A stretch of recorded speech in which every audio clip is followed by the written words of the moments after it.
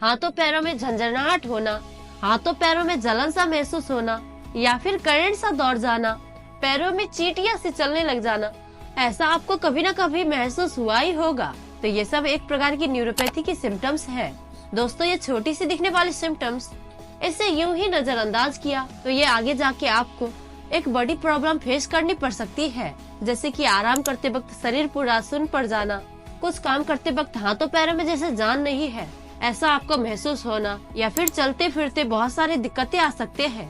दोस्तों, हालांकि न्यूरोपैथी को ठीक करने के लिए कई सारे सप्लीमेंट भी लिए जाते हैं, पर दोस्तों सिर्फ सप्लीमेंट से आपको 100% लाभ नहीं दे सकती।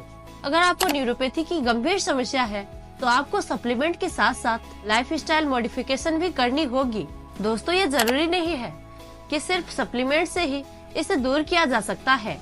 अगर आप अपने लाइफस्टाइल मॉडिफिकेशन में ध्यान देते हैं तो आप बिना सप्लीमेंट के 99% इस प्रॉब्लम को सॉल्व कर सकते हैं। तो हम भी इस वीडियो में कुछ ऐसी लाइफस्टाइल मॉडिफिकेशन के बारे में बात करने वाले हैं जो कि आपके लिए बहुत ही बेनिफिशियल होने वाली है।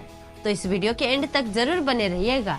अगर आपको ऐसी समस्या नहीं भी है तो भी ये वीडियो आपके लिए बहुत ही कमाल की होने वाली है। दोस्तों, आप जो भी काम कर रहे हो, चल रहे हो, फिर रहे हो, रनिंग कर रहे हो, या आप चाहे जो भी चीजें छू रहे हो, चला रहे हो, या फिर आप कुछ लिख ही रहे हो, तो हाथों पैरों से जो भी आप अपना काम कर रहे हैं, तो ये सब चीजें आपका दिमाग जो है ये कंट्रोल करता है। और ये सब चीजें कंट्रोल करने के लिए दिमाग से एक नसें निकलती है जो हमारे हाथों पैरों को कंट्रोल करती है। और अगर नसों को कुछ डैमेज होता है या यूं कहे ये नसें बीमार पड़ती है, तब जाके आपके हाथों में जलन, पैरों में जलन या हाथ पैर सुन्न पड़ जाते हैं। दोस्तों, जैसे हमें जिंदा रहने के लिए ऑक्सीजन, वाटर और डाइट की जरूरत पड़ती है, बिल्कुल वैसे ही हमारी नसें जो रहती है उसे भी ऑक्सीजन और डाइट की जरूरत होती है।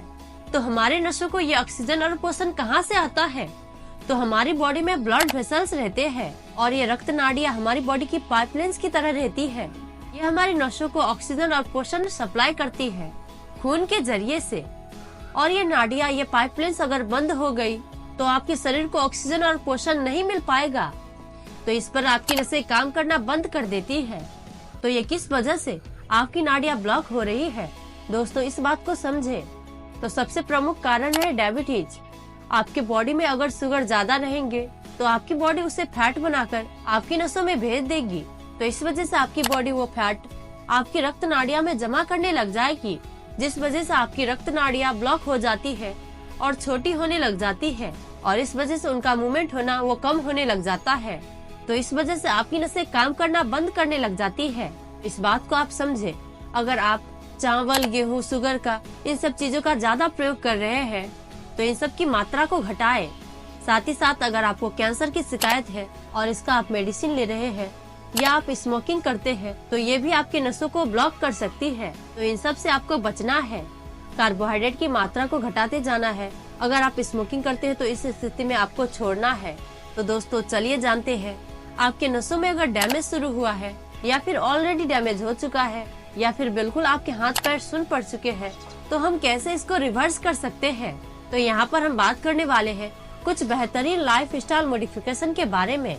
नंबर 1, हल्दी वाला दूध अपने डाइट में शामिल करें। दोस्तों, कोरोना वायरस के प्रकोप से खुद को बचाने के लिए और इम्यूनिटी बूस्ट करने के लिए बीते कुछ दिनों से हल्दी वाले दूध का सेवन कुछ ज्यादा चलती में आ गया है।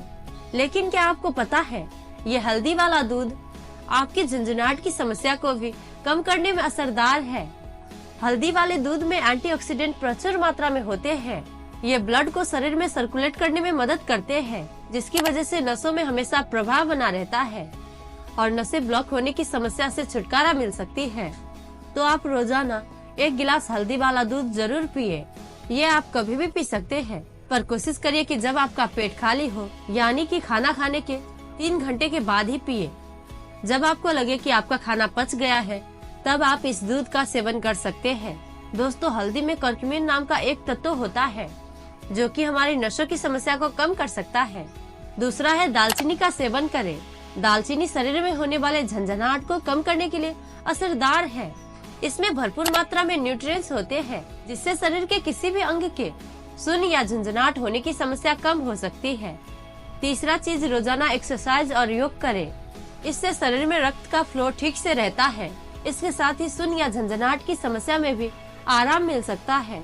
अगर आप रोजाना 30 से 45 मिनट एक्सरसाइज और योग करते हैं तो इनसे भी आपके ब्लॉक नसों को कई हद तक सुधारने में मदद मिल सकती है। न्यूरोपैथी से बचने के लिए अगली चीज जो आपको करनी है, विटामिन बी से भरपूर डाइट ले। ये विटामिन खासतौर से विटामिन B1, B6 और B12 होता है। विटामिन B1 आपके नसों को एनर्जी प्रोवाइड करता है। विटामिन B6 का सेवन करने से नसों में से इन्फ्लामेशन कम किया जा सकता है और B12 जो है वो नर्व सेल की मेंटेनेंस और रिपेयर के लिए हेल्प करता है। इसीलिए दोस्तों आपको बी रिच फूड्स जैसे कि दूध, दही, पनीर, होल ग्रेन, पालक, मेथी, चने, सनफ्लावर सीड्स और लाल पीली शिमला मिर्च जो है ये आपको अपने डाइट में जरूर शामिल करनी चाहिए। ये सभी चीजें विटामिन बी के रिच सोर्स होते हैं और ये आपके नर्व सिस्टम और रिपेयर के लिए बहुत ही जरूरी होते हैं। अब अगला चीज है फ्लैक्स सीड्स यानी कि अलसी के बीज। दोस्तों ये जो अलसी के बीज है ये आपके नसों की हेल्थ के लिए बहुत कमाल की चीज है। अलसी ओमेगा 3 फैटी एसिड का रिच सोर्स है जो आपके नर्व सेल को रिपेयर करने के लिए और बॉडी के अंदर खून की सर्कुलेशन को बनाए रखने के लिए काफी मददगार होती है। इसीलिए तो पुराने जमाने के लोग अक्सर अलसी के दाल, अलसी के लड्डू, अलसी के चटनी वगैरह वगैरह खाते थे। तो दोस्तों अगर आपने इन कुछ चीजों को अपनी डाइट में शामिल कर लिया, साथ ही साथ अपने हेल्दी हैबिट में फिजिकल एक्टिविटी को जोड़ लिए, तो आपकी जो नशे संबंधी समस्याएं हैं वो कुछ ही महीनों के अंदर खत्म हो सकती है। और अगर आपको न्यूरोपैथी की समस्या नहीं भी है तो भी अपने लाइफस्टाइल में इन सब चीजों को शामिल जरूर करें ताकि आप रह सके हेल्दी। तो हंसते रहिए, मुस्कुराते रहिए और हमारे साथ बने रहिए। और अगर इन्फॉर्मेशन अच्छी लगी हो तो वीडियो को लाइक और हमें सपोर्ट करने के लिए इस चैनल को जरूर सब्सक्राइब करें। तो मैं फिर मिलूंगी अगले किसी नए वीडियो के साथ। तब तक के लिए अपना ख्याल रखें। धन्यवाद।